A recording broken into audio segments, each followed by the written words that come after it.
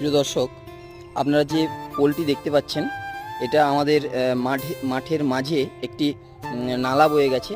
সেই নালাটির নাম আমরা বলি দেশ নালা। আমরা গ্রামের সবাই এটাকে দেশ নালা বলেই চিনি। এবং তার মাঝে একটি যে পোল রয়েছে, এই পোলটি দেখতে পাচ্ছেন, এই পোলটির নাম হচ্ছে ঘুঘু পোল।